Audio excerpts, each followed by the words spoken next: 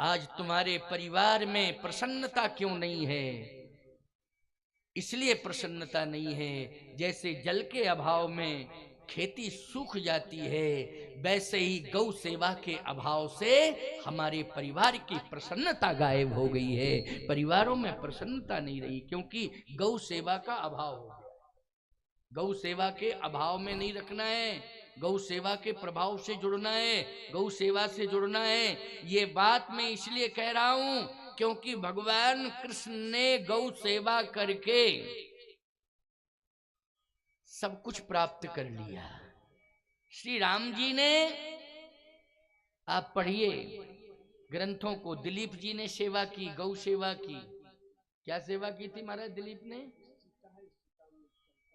हाँ हाँ, रघुवंश महाकाव्य में लिखा ना।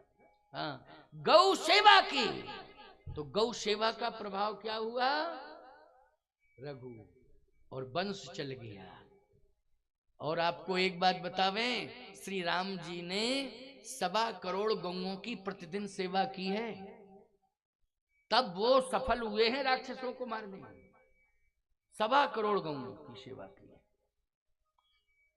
ऐसा वर्णन आता है श्रीमद् वाल्मीकि रामायण में कि 1.25 करोड़ गौशाला गौएं थी अयोध्या की गौशाला में।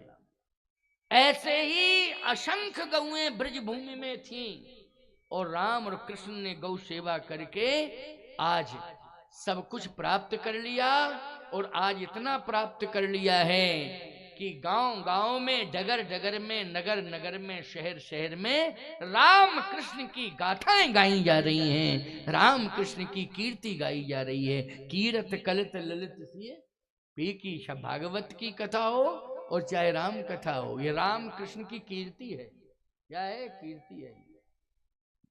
इसलिए आज महाराज मनु की कीर्ति अमर हो रही है। हम सब मनु की संतान। क्यों?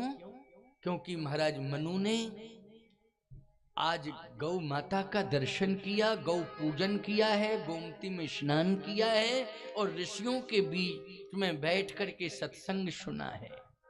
लेकिन याद रखना, महाराज मनु ने एक संकल्प लिया है नैमिष में। वो संकल्प क्या है?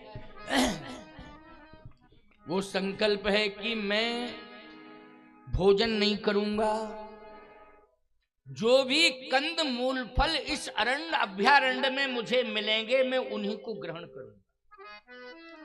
इसका मतलब है कि जो भी सहज में मिल जाएगा, प्रयास नहीं करूंगा, वृक्षों से मांग लूंगा, जो दे देंगे उसी से भरण पोषण कर लूंगा। यानी कामना रहित जीवन हो गया। बोलो, हो गया कि नहीं हो गया? क्या कामना रहित जीवन है? किसी प्रकार का कोई स्वाद नहीं है, किसी प्रकार की कोई स्वाद की मांग नहीं है। जो वृक्षों से मिल जाएगा उसी को मैं ग्रहण कर लूंगा। एक करहीं आहार साक फल कंदा, करहीं आहार साक फल कंदा, करहीं आहार साक फल कंदा, सुमरहि ब्रह्म सच्चिदानंदा,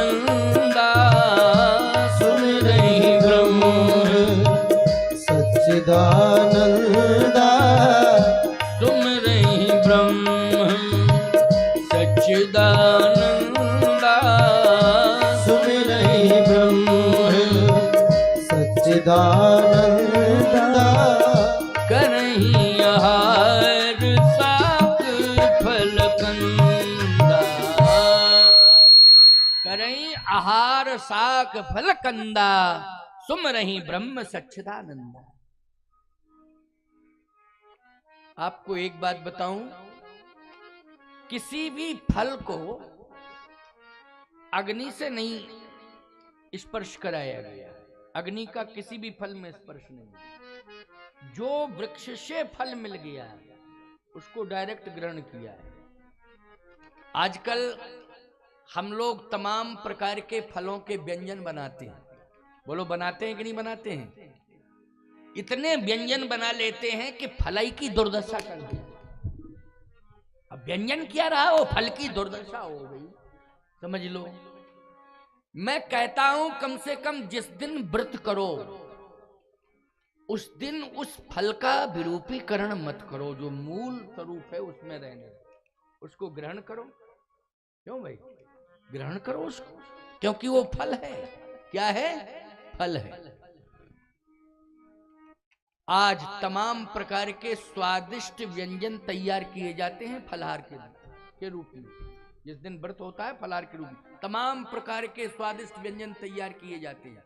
याद रखना, वो स्वाद अगर तुमने उस व्रत के दिन ले लिया तो जो व्रत का फल मिलना था वो फल नहीं मिल पाया, वो फल ही नहीं मिल पाया। बस केवल तुम्हारे मन में ऐसा हो गया कि हमने व्रत कर लिया, व्रत कर लिया, व्रत कर लिया। यहां तक नियम है कि हमारी वाणी भी उस दिन विकृत नहीं होनी चाहिए, शब्द भी गलत नहीं निकलना चाहिए जिस दिन व्रत। इसलिए एकादशी के दिन महात्मा मौन हो जाते हैं। बहुत संतों को देखो एकादशी के दिन बोलते नहीं, बात नहीं करते, मौन रहते। क्यों? कोई शब्द स्खलन ना हो जाए, कोई त्रुटि ना हो जाए, नहीं तो हमारा व्रत खंडित हो जाएगा। क्या खंडित हो जाएगा? हमारा व्रत खंडित हो जाएगा। सावधान, व्रत को व्रत की तरह करना चाहिए, और नहीं करना है यदि तो व्रत को ही मत करो। अगर तुम निर्वाह नहीं कर पा रहे तो मत करो, और यदि कर रहे हो तो पूरी तरह से मर्यादा का पालन करो और निर्वाह करो, तभी व्रत करो। तीर्थ में जा रहे हो, अगर तीर्थ की मर्यादा का पालन कर सकते हो तो तीर्थ में जाओ।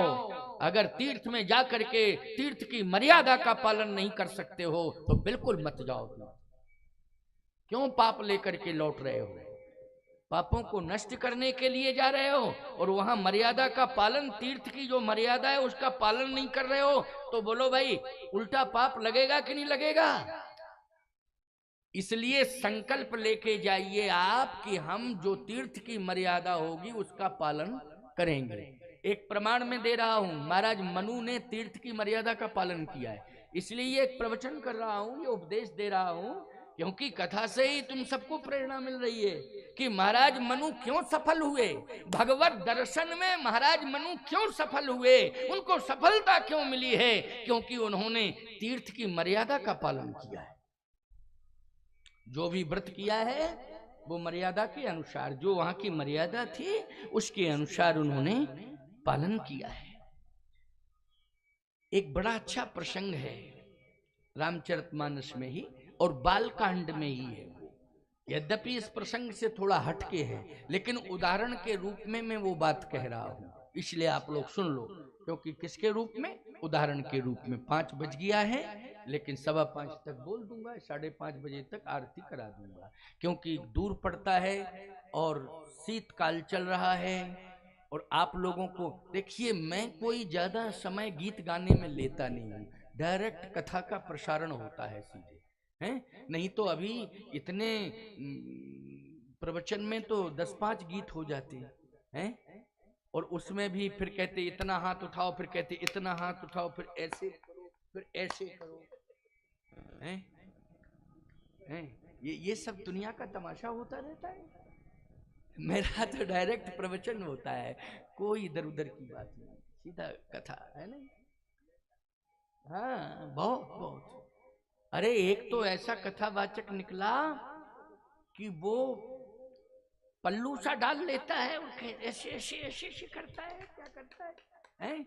मैंने कहा मिल तो जाए फिर उसको मैं बताऊंगा कहाँ रहता है वो, क्या क्या किस किस तरीके से व्यासपीठ की मर्यादा का हनन कर रहे हैं, समझ में नहीं आ रहा है ये क्या हो गया है, हैं? कलयुग सवार हो रहा है पूरी तरह से। कम से कम व्यासपीठ की मर्यादा का पालन करो। सुनो कथा, ये तीर्थ स्थल है, गौ तीर्थ है। यहां पर बैठ करके आप कथा सुन रहे हैं, जिस तरह से आप गंभीरता से बैठ के कथा सुन रहे हैं, ये कथा की मर्यादा है। अगर कहीं उथल पुथल होता, बातचीत होती, संसार की प्रपंच की चर्चाएं होती तो मर्यादा नष्ट हो जाती कथा की। लेकिन धन्य है महोबा नगर के लोग और आसपास के गांव से आए हुए श्रोताओं, तुमने स्तब्ध भाव से कथा श्रवण की है, इसलिए तुमने कथा की मर्यादा रख ली है। अब तुम्हें कथा सुनने का फल अवश्य मिलेगा, मिलेगा अवश्य। किसी से कहना ही नहीं पड़ा कि शांत रहो, चुप रहो, हल्ला मत करो, ऐसा मत करो, किसी से नहीं। तीर्थ की महिमा सुनो। अभी आप कथा की महिमा सुन रहे हो, तीर्थ में जाओ तो तीर्थ की महिमा सुनो। बालकांड में ही ये प्रसंग है। भगवान राम जब गंगा के किनारे पहुंचे विश्वामित्र जी के साथ, तो भगवान राम ने, विश्वामित्र जी ने कहा, राम ये गंगा है, राम जी के चरणों से निकली है, सब जानते हैं, नख नगरता मुनिबंधता त्रैलोक्य पावन सुरसरी। लेकिन भगवान ने कहा, अच्छा गंगा मान, इनको साष्टांग प्रणाम करना चाहिए। राम जी साष्टांग प्रणाम। राम ये गंगा है, स्नान करने के पहले क्या करना चाहिए? प्रणाम करना चाहिए।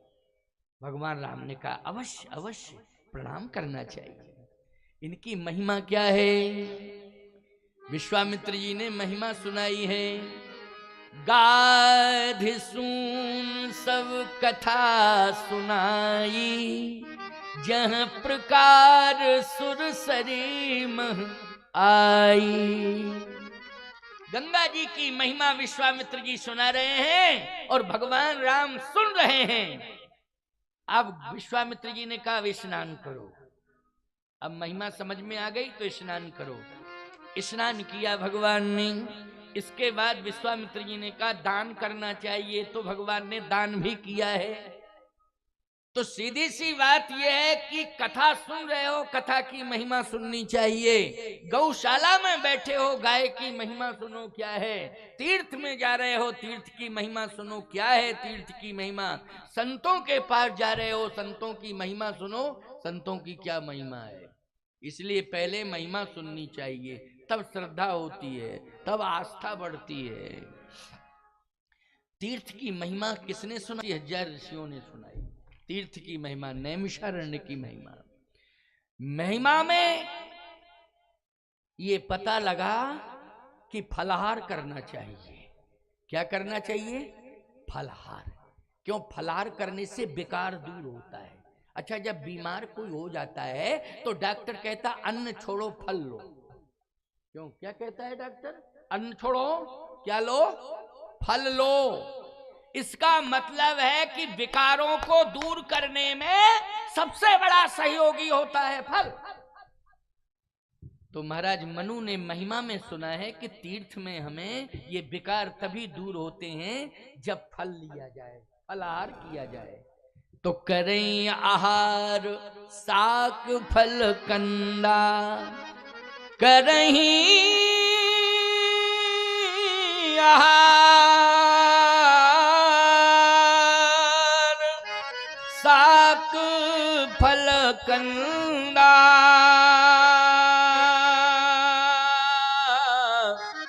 और सुमिरहि ब्रह्म सच्चिदानंदा। सुमिरहि ब्रह्म सच्चिदानंदा। भगवान के भजन में, भगवान के चिंतन में, क्योंकि जिस दिन एकादशी व्रत हो, चाहे मंगलवार का व्रत हो, चाहे सोमवार का व्रत हो, चाहे रामनवमी का व्रत हो, चाहे कृष्ण जन्माष्टमी का व्रत हो, उस दिन हमें सही रूप से भगवान के दर्शन की लालसा हो जाती है। तभी तो व्रत किसकी? भगवत दर्शन की लालसा में हम व्रत कर रहे हैं, है ना। भगवत दर्शन की लालसा में व्रत कर रहे हैं, तो फल का सहारा ले रहे हैं। किसका सहारा ले रहे हैं? फल का सहारा ले रहे हैं। फल जैसे ही हम लेते हैं तो विकार दूर हो जाता है? और भजन बढ़ जाता है, भजन बढ़ जाता है फल लेने से। अच्छा, भोजन लेने से भजन बढ़ जाता है। इसलिए व्रत के दिन भोजन नहीं किया जाता है। क्यों? भजन बढ़ जाता है। बढ़ जाता है कि नहीं? भजन होता ही नहीं है फिर। भोजन हो जाता है। और ज्यादा फलाहार करना भी भोजन जैसा ही हो जाता है, बल्कि भोजन से भी ज्यादा महंगा भी पड़ता है, और सही बतावें आपको पचता भी नहीं है। क्योंकि क्या खा गए? बोले साबूदाने की 1 किलो खिचड़ी खा गए हैं, साबूदाने के मंगोड़े खा गए हैं।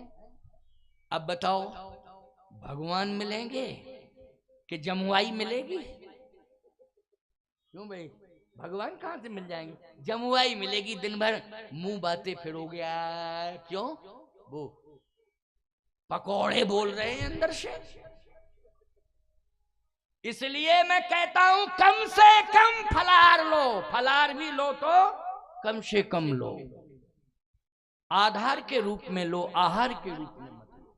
फलाहार के रूप में लेना चाहिए, आधार के रूप में लेना चाहिए, आहार के रूप में नहीं लेना चाहिए। इसलिए बहुत कम मात्रा में फलाहार करना चाहिए, और व्रत के दिन ज्यादा से ज्यादा फलों का ही प्रयोग होना चाहिए।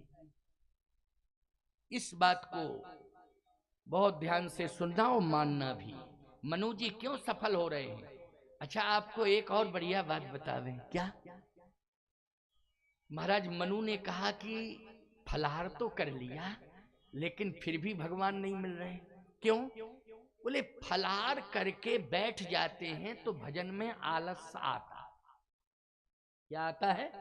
आलस आता है, और वही आलस भगवत दर्शन में विक्षेप पैदा कर रहा है। तो मनु जी ने कहा शत्रुपा आप खड़े होकर के तपस्या करेंगे, बैठेंगे नहीं। क्या? कैसे? खड़े होके, क्योंकि खड़े रहने में आलस्य नहीं आता है, बैठने में आलस आता है। समझ गए? वो एक एक बात को सुनते जाओ, है नहीं? चौपाइयां वही हैं, वही बालकांड है, लेकिन रोज पढ़ते हो, सुनते हो। लेकिन मैं जब बता रहा हूं तो तुम्हारी आंखें खुल रही हैं, कान खुल रहे हैं। क्यों? ऐसा अर्थ, ऐसा अर्थ। अगर ये सब तुम जाने होते तो हमको बुलाते क्यों? इसलिए तो बुलाए हो। समझते जाओ भाई, बात को समझना चाहिए, है नहीं? इसलिए एक अच्छी अच्छी बातें हम आपको बता रहे हैं, ऐसी बातें बता रहे हैं जो आपके जीवन के लिए परम कल्याणकारी हैं। ऐसी बातें बता रहे हैं। ठाणे रहे एक पद दो, बोलो दोनों खड़े हैं, यानी शत्रुपा जी भी खड़ी हैं, महाराज मनु भी खड़े हैं। नहीं तो ऐसा हो सकता था, कह देती शत्रुपा जी अब आप ही खड़े रहो, हम तो बैठे हैं और बैठ के भजन करेंगे। हम पर नहीं हुआ जाता खड़ा, हमारे घुटनों में दर्द है, तमाम प्रकार की बातें करने लगती हो तुम। अच्छा एक बात बताओ, पति के घुटने में दर्द नहीं, पत्नी के में क्यों दर्द हो गया घुटने में? इसलिए कि बैठे बैठे खाया, काम किया नहीं, तो घुटनों में दर्द तो होगा ही। क्यों भाई? सही बात कह रहा हूं मैं। बैठे बैठे खाती रही और शरीर का वजन बढ़ता रहा, और ये जाम हो गए घुटने। अब जाम हो गए तो कहती हम तो बैठे बैठे भजन करेंगे। शरीर को सेवा से जोड़ो, वजन मत बढ़ने दो शरीर का, ये बेकार है। वजन बढ़ना ही है आपको। संतों को दान करना है, मंदिर में दान करना है, गौशाला में दान करना है, बाद में करो, पहले श्रमदान करो। श्रमदान पहले करना चाहिए, बाद में अन्नदान करना चाहिए। इसलिए श्रमदान होगा तो सब दान करने के लायक रहोगे, और श्रमदान नहीं होगा तो कोई दान नहीं हो पाएगा। ऐसे ही बैठे बैठे जीवन निकल जाएगा। निकल जाएगा कि नहीं? ऐसे ही व्यर्थ में। इसलिए श्रमदान, शरीर से श्रम करो, मेहनत करो। सुबह जागते ही सबसे पहले श्रम में लग जाओ, श्रमदान करो। ये मैं महत्वपूर्ण बात बता रहा हूं आपको। इससे आरोग्यता मिलेगी आपको। कोई भी किसी भी प्रकार की कोई बीमारी आपके शरीर में नहीं रहेगी, है? कोई बीमारी नहीं रहेगी। मैं सुबह जागते ही श्रम करता हूं। ये 75-74 साल 75 के हो गए। प्रीतम शास्त्री दंड बैठक लगा रहे हैं अभी सुबह सुबह, क्यों भाई? और देखो बिना छड़ी के चल रहे हैं, बिना छड़ी के चल रहे हैं। चल क्या रहे? दौड़ रहे हैं, दौड़ रहे हैं। ये दौड़ लगाते हैं अभी भी। बोलो 74-75 वर्ष की आयु हो गई है, लेकिन क्यों? शुरू से ही इन्होंने शरीर को संभाला है, शुरू से ही इन्होंने शरीर को संभाला है। उसका लाभ, बीच में एक बार एक ने आक्रमण कर दिया है पैरालिसिस ने, लेकिन वो भी भाग गया, पता ही नहीं चला, टनाटन हो गए। देखो पूर्ण रूपेण स्वस्थ हो गए। समझ रहे हो बात को कि नहीं? सभी से कह रहा हूं, इसलिए शरीर को स्वस्थ रखो। आज भगवान की कृपा से हम भी स्वस्थ ही हैं, कोई तकलीफ नहीं है। लगातार यात्राएं कर रहे हैं, लगातार भ्रमण कर रहे हैं। जलवायु वातावरण हर रोज बदल रहा है, लेकिन फिर भी भगवान की कृपा से कभी अस्पताल नहीं जा रहे। तो बोलो भाई, आनंदी तो है ये? क्या है? आनंदी है, आनंद ही है। इसलिए मैं कहता हूं, महाराज मनु से शिक्षा लो। उन्होंने कहा नहीं, मैं खड़ा होकर रहूंगा, खड़ा रहूंगा और खड़े होकर के तपस्या करूंगा। क्यों? आलस आता है बैठ के, कहीं ना कहीं आलस थोड़ा सा आ जाता है तो भगवान दूर हो जाते हैं कि नहीं नहीं अभी ये आलसी है, थोड़ा इसका आलस से दूर हो। आलस से दूर कहते हो क्या? आप तो खड़े होके भजन करेंगे। मनु शत्रुपा दोनों ही ठाणे रहे एक पद दो, दोनों एक पैर केवल खड़े हैं। जैसे ही दोनों ने आलस प्रमाद को छोड़ करके भजन किया, तप किया, तो गोस्वामी जी ने लिखा, विधि हरि हरा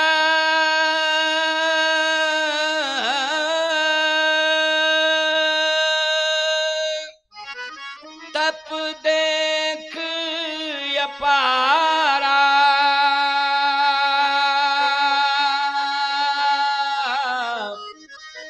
ओ मनु समीप आए बहुवारा।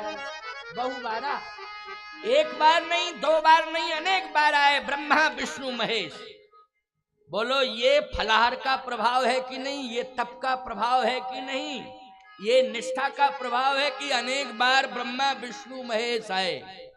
ऐसी तपस्या कि जीव का स्वाद समाप्त कर दिया, सारे साधनों का त्याग कर दिया है, संपूर्ण कामनाओं का परित्याग कर दिया है।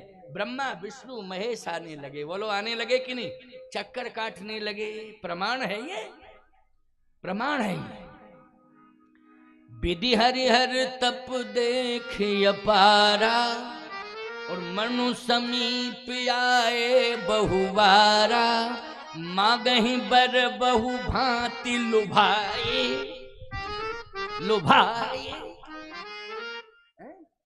प्रलोभन है कि नहीं? लो लो लो, ये ले लो, ये ले लो, ये ले लो, ये ले लो, ये ले लो, ये लो लो लो। इसको क्या कहते हैं? प्रलोभन। बोलो भाई, प्रलोभन दे रहे कि नहीं?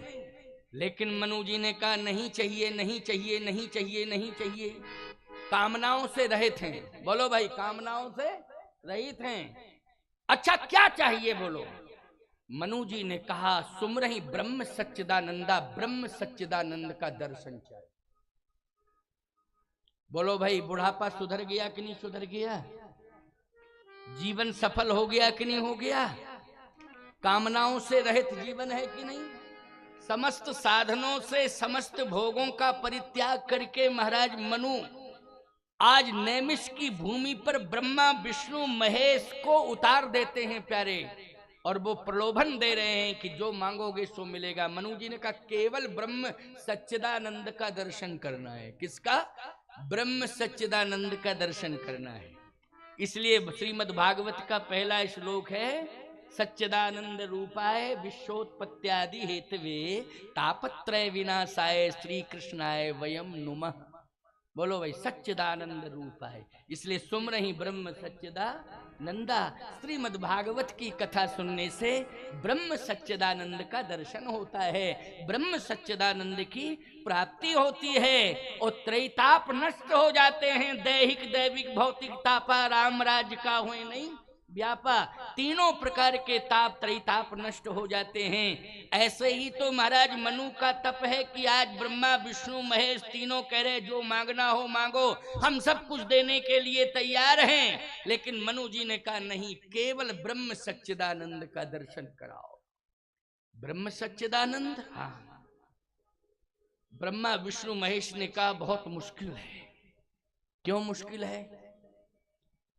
क्योंकि उसकी अनुभूति तो मैं करा सकता हूं, लेकिन उसे प्रकट नहीं करा सकता। प्रकट क्यों नहीं होगा? इसलिए क्योंकि गुलाब में सुगंध है, उसकी अनुभूति हो जाएगी, लेकिन सुगंध प्रकट हो जाए साकार रूप में ये मुश्किल है। क्यों भाई? अनुभूति हो जाएगी कि खुशबू है, लेकिन वो प्रकट हो जाए खुशबू, तो खुशबू प्रकट कहां हो जाएगी? केवल सुगंध का अनुभव हो जाएगा, खुशबू का अनुभव हो जाएगा, लेकिन प्रत्यक्ष रूप से वो प्रकट हो जाए कि उसका क्या आकार प्रकार है, कैसी है, क्या है, तो वो मुश्किल है। अनुभूति है, अनुभव कर लो कि इस तरह की है सुगंध, लेकिन उसका रूप कैसा है और वो किस प्रकार की है उसको हम देखें तो सुगंध लेते रहो, वो दिखाई देने वाली नहीं है। आकृति कहाँ मिलेगी उसकी? नहीं मिलेगी। हाँ, पुष्प की आकृति है कि पुष्प ऐसा है, लेकिन सुगंध की कोई आकृति नहीं है। सुगंध का अनुभव होता है, पुष्प की आकृति होती है, लेकिन सुगंध की आकृति नहीं होती है, उसका केवल अनुभव होता है। ऐसे ही हम तीनों उसके प्रतिनिधि हैं, तो हमारी आकृति है, लेकिन उस परमात्मा की कोई आकृति नहीं है, क्योंकि वो निर्गुण निराकार है। इसलिए जब उसका आकार ही नहीं है तो हम कैसे प्रकट कर दें, वो कहां से लावें? क्योंकि वो निराकार है। महाराज मनु ने कहा निराकार है, लेकिन हमें साकार रूप में दर्शन करना है, तो दर्शन कराइए आप। ब्रह्मा विष्णु महेश ने कहा कि ये ताकत तो मुझ में भी नहीं है। महाराज मनु ने कहा तो चाहे प्राण निकल जाए, लेकिन उसको मैं प्रकट कराऊंगा, और उसे प्रकट होना पड़ेगा, भले ही प्राण निकल जाए। ठीक है भैया, अगर तुझ में ताकत है तो कर ले प्रकट। ब्रह्मा जी कह रहे हैं, स्वयं भगवान शंकर कह रहे हैं, और स्वयं नारायण कह रहे हैं, अजय भैया तुझ में ताकत है तो कर ले प्रकट, कर ले प्रकट। महाराज मनु ने कहा प्राण निकल जाए, भले ही निकल जाए, लेकिन मैं प्रकट करूंगा। स्थिति क्या हो गई? अस्थि मात्र होई गए शरीरा, तदपि मनाग मनई नहीं पीड़ा। मन में कोई पीड़ा नहीं है कि मेरा शरीर अस्थि पंजर हो गया, हड्डियां निकल आई हैं, मेरे शरीर में रक्त नहीं बचा है, कोई पीड़ा नहीं है इसकी। तदपि मनाग मनई नहीं पीड़ा, कोई पीड़ा नहीं है। जबकि शरीर में क्या है? अस्थि पंजर है। भगवान ने कहा ये तो पीछे ही पड़ गया, निर्गुण ब्रह्म ने कहा ये तो पीछे ही पड़ गया, अब तो मुझे सगुण बनना पड़ेगा। लेकिन चलो प्रयास ये करता हूं कि ये मेरी वाणी से प्रभावित हो जाए और प्रभावित होकर के संतुष्ट हो जाए। तो मांग मांग बर भई न भुवानी, मांग मांग बर भई न भवानी, परम गंभीर कृपामृत शानी, परम गंभीर कृपामृत सानी, परम गंभीर कृपामृत शानी, परम गंभीर कृपामृत सानी।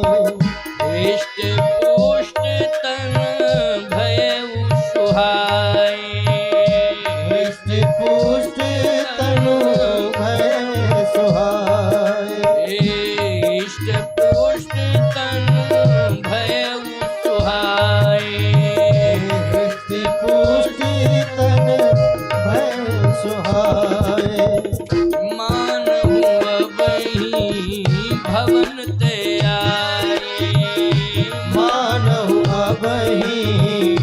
भवन ते आए। मानहु अबहि भवन ते आए। मानहु अबहि भवन ते आए। इष्ट पुष्ट तन भय सुहाए। मानहु अबहि भवन ते आए। जैसे अभी भवनते चले आ रहे हो, अभी ऐसा शरीर हो गया, ऐसा स्वास्थ्य हो गया। अच्छा एक बात बताओ, शरीर की आरोग्यता का संबंध जितना औषधि से नहीं है जितना भगवान की कृपा से। क्यों भाई? जितना भगवान की कृपा से है। कितने लोग औषधियां खा रहे हैं लेकिन कोई लाभ नहीं मिल रहा है। डॉक्टर कहता है इसे बंद करो, हम ये डोज दे रहे हैं, इससे शुरू करो। फिर उससे लाभ नहीं तो ये लिख लो, पर्चा बन गया। दवा बदल दो, दवा बदल दो। दवा बदलते बदलते बदलते बदलते खाते खाते खाते खाते एक दिन दवा ही तुम्हें खा गई। क्यों खा गई दवा तुम्हें? खत्म, मैटर ही निपट गया पूरा। इसलिए मैं कहना चाहता हूं, ना से रोग हरे सब पीड़ा, जपत निरंतर हनुमत बीड़ा। संकट ते हनुमान छुड़ावे, मन क्रम वचन ध्यान जो लावे।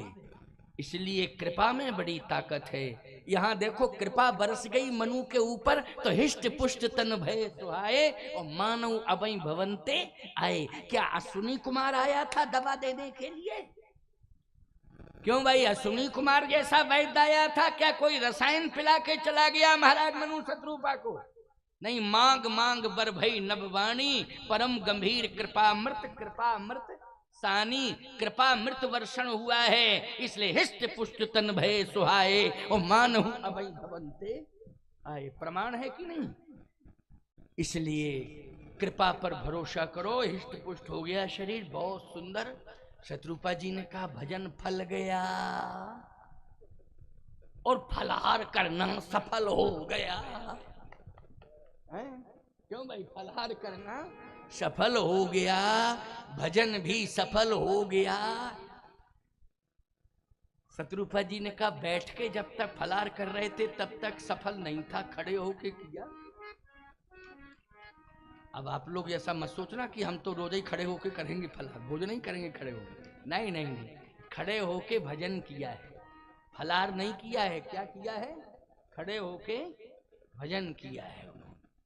ये नहीं सोचना नहीं घर जाके हाथ में थाली ले लो और घर भर में घूमो खाते जाओ। क्या हो रहा है ये? बोले महाराज जी ने कहा था खड़े होके सफल हो जाता है भोजन करना है, क्योंकि भगवान मिल जाते हैं तुरंत। नहीं नहीं नहीं नहीं, नहीं गलत मत सोचना। खड़े होकर के जो भजन किया है उससे सफलता मिल गई, कृपा की वर्षा हो गई। अच्छा, ठाड़े रहे एक पद दो, इसका अर्थ क्या है? इसका अर्थ ये कि दोनों की एक ही विचार है, एक ही मत। इसलिए भगवान और जल्दी प्रसन्न हो गए। क्यों भाई? दोनों ठाड़े रहे एक पद दो का अर्थ ये भी है कि दोनों के एक ही विचार हैं, एक ही भावना है, एक ही समर्पण का भाव, एक ही समर्पण का भाव। इसलिए भगवान और जल्दी प्रसन्न हो गए। और अलग अलग यदि सोचें हो जावे, परिवार में जितने सदस्य हों, पत्नी की सोच अलग, पति की अलग, पुत्र की अलग, पुत्री की अलग, सबकी अलग अलग सोचें हो जाएं, इसका मतलब यह है कि अलग अलग सोच होने से सोच बढ़ रहा है। क्या बढ़ रहा है? सोच। और सोच का पर्यायवाची चिंता। क्यों भाई? क्या है? चिंता। बोलो, कहते नहीं तुम सोच में पड़े हो। अरे किस बात का सोच कर रहे हो? क्यों सोच में पड़े हो? कहते हो नहीं, इसका मतलब है। और यदि एक ही सोच हो जाए तो वो सोच चिंता नहीं, वो चिंतन में बदल जाती है और चिंतन से परमात्मा प्रकट हो जाता है। एक ही सोच क्या है?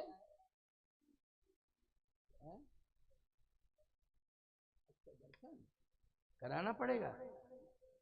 चलो चलो, तो अभी हमारे प्रीतम जी कह रहे हैं शास्त्री जी कि महाराज जी भगवान का भी दर्शन हो जाए तो ठीक रहे। 5 मिनट में अभी होता है, चिंता मत करो। मैं तो भूल ही जाता हूँ कितना समय हो गया है?